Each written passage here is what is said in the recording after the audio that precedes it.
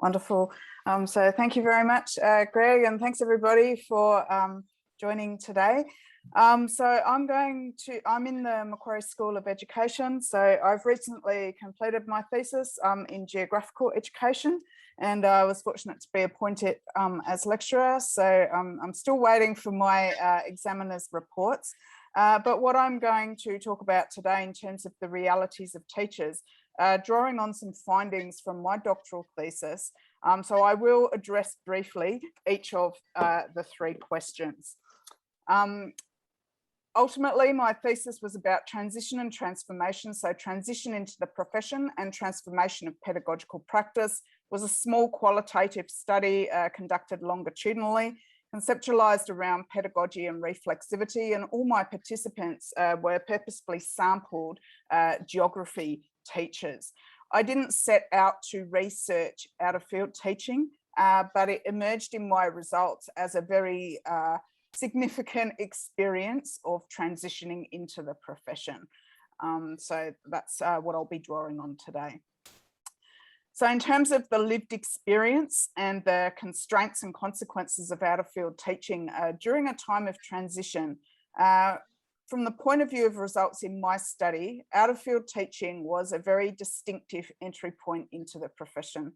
As each of my participants concluded their study in an initial teacher education program, gained their accreditation to teach, and had completed all requirements such that they could be paid for their work, 4 out of 5 of them, experienced the out of field teaching phenomenon. Some of this came through casualised day-to-day relief teaching. For others on a more temporary contract to the end of the year, they were taking over a load of someone else, typically in a HISI faculty that may be, you know, a geography, commerce, economics, business studies combination, and that didn't fit their sort of combination apart from the geography. So it was definitely a reported entry point, which constrained their feelings of ability and to cope, and the way in which they sort of thought about the way in which they would teach in the classroom. So the constraints of the out of field teaching experience was that they didn't feel adequately prepared. They all reported they didn't feel adequately prepared from the initial teacher education program as HISI teachers to be able to deal with the out of field teaching phenomenon. So my participants had sort of a geography history combination or a geography society and culture combination, but they didn't have geography and commerce. And they certainly didn't have geography and design and technology or geography and languages or something like that. So they had varying degrees of scale of out of field teaching, but they all said they felt underprepared. The constraint also they thought was related to their precarious employment and casualised work in their profession entry stage, but this also continued into their first year of teaching. The constraints of out of field teaching they identified as timetabling decisions and also faculty organisation, and each one of them kind of mentioned that other teachers were teaching geography, but they were out of field, and as the designated geography teacher in the faculty, they spent a lot of time helping their out of field colleagues teach geography, which they kind of felt was the wrong way around. They did ask the question about, well, why do I have to teach business studies and commerce if there's enough geography to be taught? You know, like, why can't I have a full load of geography teaching? And then the next consequence was that it led to, for each of them, an increase in classroom management problems and increased in feeling sort of stress and overwhelmed, which, you know, did affect their well-being and affected their time in the house. You know, they didn't enjoy the teaching as much when they were grappling with subjects where they identified themselves as being out of field, even if it was within a HISI context. Some sort of quotes just to sort of exemplify what I was talking about. So Karen, she was doing casual teaching across 2 schools, and these are pseudonyms. She taught art, geography, commerce, legal studies, and a school-based future learning initiative. I'm only trained in one of these.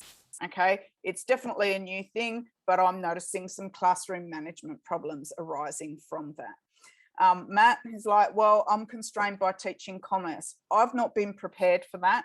It reduces my excitement about teaching.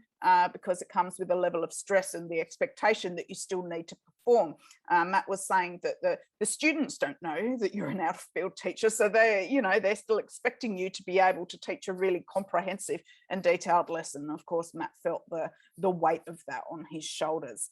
Other examples, they all mentioned whether it was phase 2 or phase 3 of the study, that they felt overwhelmed and underprepared by the out-of-field teaching, whether it was one class once a week or whether it formed a significant part of their timetable load.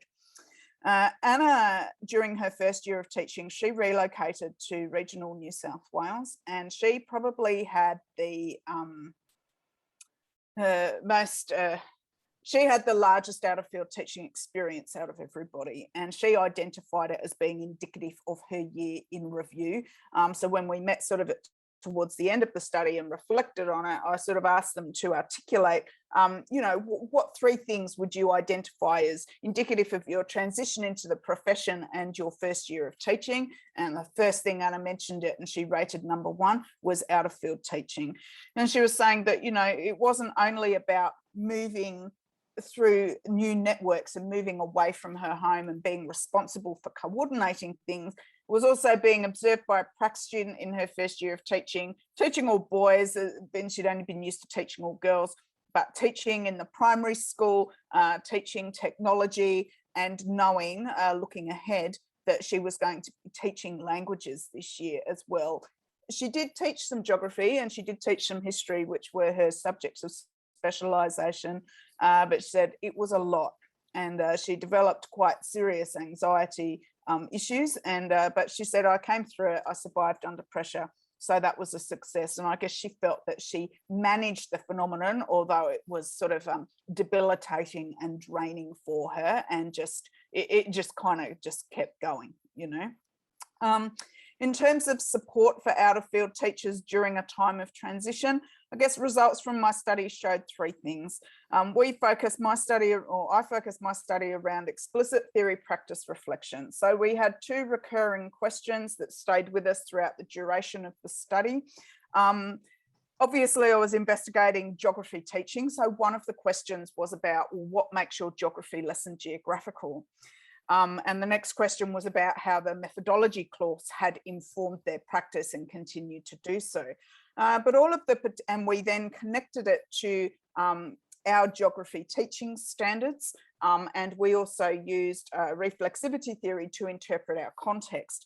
What this meant for the students in terms of the participants in terms of being able to, just 1 minute. Just 1 minute, okay. Yep. Work it all out, was that they just replaced what's distinctive, what's the commerce about my commerce lesson, and they could go through the process of working out what was going to be distinctive about their subject and know who to ask. And that meant engaging with communities of practice, whether it be the professional association, the doctoral study group, or Facebook groups set up for various subjects that they were engaging with that was not their area of specialisation. It was also about, they drew on their personal beliefs about what it means to be a teacher. So this was my last slide. So thank you for the reminder, Greg, and just to acknowledge my participants and supervisors as part of the process. So thank you very much.